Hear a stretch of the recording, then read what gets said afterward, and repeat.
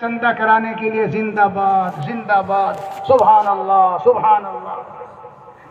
کیا تماشا کر رکھا ہے؟ یہ واقعی بات ہی ایسی ہے. کیا فرمایا؟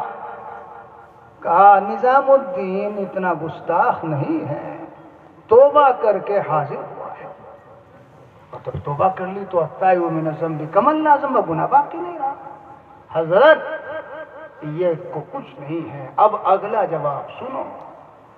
جواب تو یہ ہے، اور ذرا اگلا سنو.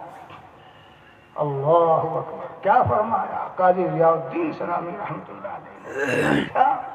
اب یہ میری پگڑی لے جاؤ اور ان کے قدم کے نیچے بچھا دو اور یہ کہو کہ اب اس پر چل کے آئے. اولئک آبائی فجینی بمثلہم اذا جماعتنا یا جریر المجامع. یہ بندہ بھی اعلان کرتا ہے چھوڑ دے ان منکرات کو اور ان ناجائز کاموں کو.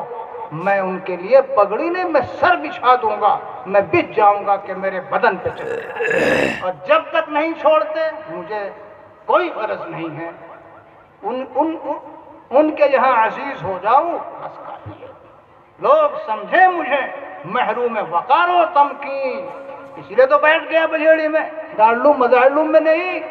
لوگ سمجھے مجھے محروم وقار و تمکین، وہ نہ سمجھیں کہ میری بزم کے قابل. بس یہ چاہیے. تو نہ چھوٹے مجھ سے یا رب، تیرا چھٹنا ہے غضب، یوں میں راضی ہوں مجھے چاہے زمانہ چھوڑ دے. یہ ہے بغض للہ، ہے ہی نہیں. اب مولانا تھانوی قدسی لوگ رو رہے ہیں اپنی کتابوں میں کہ اٹھ گیا بغض للہ، بغض فی اللہ ہے ہی نہیں. کیونکہ صلح کل اور ہر دل عزیزی، ہر دل عزیزی یہ کچھ نہیں ہے. کہاں ملتا ہے بغض للہ بغض فی اللہ؟ اور آگے سنو، فرمایا دو چیزیں ہوئی. اللہ ہی کے لیے دے، یہ تو کرتے ہیں لوگ، اعطاء للہ تو ہے. ومنع للہ، اللہ ہی کے لیے ہاتھ کھینچ لے نہ دے. تم کہو گے جی یہ کیسے کہ اللہ ہی کے لیے نہ دے؟ اگر ہمیں پتا ہو کہ کسی مدرسے کا نظام صحیح نہیں، اس میں مال کا استعمال صحیح نہیں ہوتا، نہیں دیں گے اس کے سفیر کو ایک بھی پیسہ، نہیں دیں گے، بالکل نہیں دیں گے. چھوٹی سی آپ بیتی سنا کے بات ختم کروں. جلال آباد میں جب میں تھا 14 سال رہا تو میرا جو کمرہ تھا جس کا دروازہ باہر کھلتا تھا وہاں ایک سائل آتا تھا. وہ بیچارہ دروازے سے باہر سے ہی اللہ آپ کو ایسا رکھے دعائیں دینا شروع کر دیتا. اللہ یوں کرے، اللہ جنت دے، اللہ یوں کرے اللہ. وہ ورد و وظیفہ پڑھنے لگتا. مجھے جو میسر ہوتا میں دے دیا کرتا تھا. مجھے ایک شخص نے جو میرے مکان کے بالکل قریب میں ہی دکان کیے ہوئے تھے، ایک دن میرے پاس آئے اور انہوں نے کہا کہ حضرت آپ کو پتہ نہیں اس کے بارے میں؟ میں نے کہا بھائی کیا؟ یہ پتہ ہے کہ بیچارہ یہ کمزور ہے، غریب ہے. جی حضرت اس کا تو حال بہت اچھا ہے، اور جیسے ہی اسے آپ سے پیسے ملتے ہیں یہیں اڑا دیتا ہے ٹھیلی والے کے پاس. پپیتا خریدے گا، امرود خریدے گا، یہ خریدے گا، اور یہ تو جوا سٹا لگاتا ہے، اس میں تو کوئی بات نہیں. میں نے کہا اچھا یقینی بات ہے؟ کہ بالکل یقینی. کہو میں اور لوگوں سے تحقیق کرا دوں، اس کی تصدیق کرا دوں. میں نے کہا بس ٹھیک ہے، تمہارے اوپر اطمینان ہے، تصدیق کی تو بات نہیں. تو بس میں نے کہا اب نہیں دوں گا. اس کے بعد وہ آتا، وہی ورد و وظیفہ پڑھتا. میں نے کہا چاہے شام تک بیٹھا رہیے، چاہے رات تک بیٹھا رہیے، ایک پیسہ نہیں دوں گا، خبردار. چلا یہاں سے. مجھے پتہ چل گیا تھا کہ جوا اور سٹے میں میرا پیسہ لگائے گا تو کیوں دوں؟ اللہ کے لیے دیتا تھا، اب اللہ ہی کے لیے دینا بند کر دیا. یہ چار چیزیں ہیں، چاروں ہوں گی تو ایمان کامل ہوگا. جائزہ لیں ہم سب، دینی خدام، پڑھانے والے، واعظ کہنے والے، خانقاہیں چلانے والے، بغض للہ اور منع للہ بھی ہے. تو اگر نہیں ہے تو پھر 4 پہیوں کی گاڑی 2 پہیوں سے نہیں چلتی. کسی نے کار دیکھی جو 2 پہیوں پر بھاگی چلی جا رہی ہو؟ سرکس ورکس میں تو وہ کرتب باز ہوتا ہے. نہیں دیکھی نا. ارے بھائی گاڑی تو ہے 4 پہیوں کی اور 2 پہیوں سے چلے گی. ایمان مکمل جب ہوگا جب یہ چاروں چیزیں ہوں گی. کیا ہم دوسروں کو تلقین کریں گے اور وعظ کہیں گے؟ خود تو ہمارے اندر پانی مرا ہوا ہے، اور کہیں گے تو فائدہ کیا ہوگا؟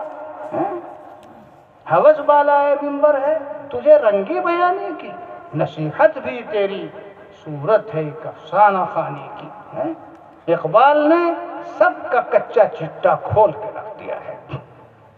ملا کی شریعت میں فقط مستی گفتار، اور صوفی کی شریعت میں فقط مستی احوال، اور شاعر کی نوا مردہ و افسردہ و بیزو، افکار میں سرمست، نہ خوابیدہ نہ بیدار۔ وہ مرد مجاہد نظر آتا نہیں مجھ کو، ہو جس کے رگو پے میں فقط مستی کردار۔ کیا فائدہ ہوگا؟ کوئی اثر نہیں ہوگا دوسروں کو کہنے سے۔ دوسروں کو سبق پڑھانے سے پہلے ہمیں خود سبق پڑھنا چاہیے، دوسروں کو راستہ دکھانے سے پہلے ہمیں خود اس راستے پر چلنا چاہیے۔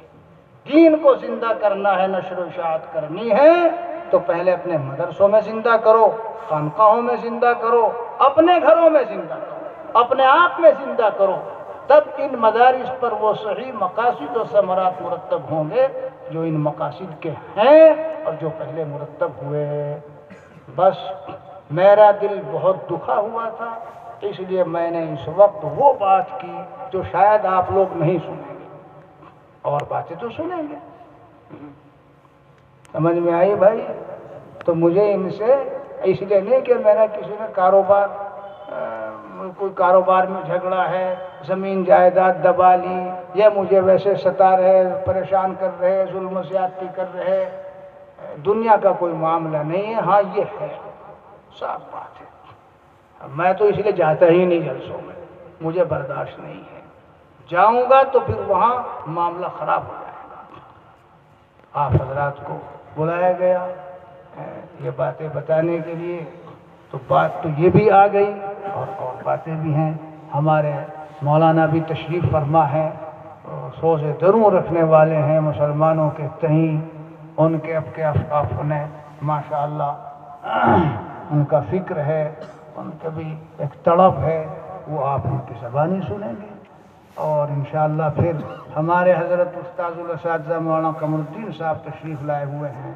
میں نے عرض کیا، میں نے کہا حضرت بات تو ہم بھی کر لیتے ہیں، بیانات کر لیں گے، لیکن جب تک اپنے بڑے ہیں بڑائی ان کو دی جانی چاہیے، تھوڑی دیر کے لیے آپ تشریف لے آئیں۔ تو 4 بچے حفظ قرآن سے فارغ ہوئے، ان کے سر پر ذرا دستار فضل رکھ دیں گے، دعا کرا دیں گے، کچھ تھوڑا سا برکت، ان کی باتیں بھی سن لیجئے گا، پھر انشاءاللہ جلسے کا نظام ختم ہو جائے گا۔ میں آپ سے گزارش بھی کرتا ہوں، بھائی یہ موقع بار بار نہیں آتے، شادی بیاہ میں لوگ 1 بجے تک 2 بجے تک جاگتے ہیں، ویسے بھی جاگتے ہیں، اسی طرح سکون دل جمعی کے ساتھ آپ حضرات تشریف فرما رہے ہیں۔ یہ مولانا کی غایت محبت و عنایت کی بات ہے، کیسی ہی مشغولی ہو اور کیسی ہی ان کی طبیعت ہو، اس بندے کی عرض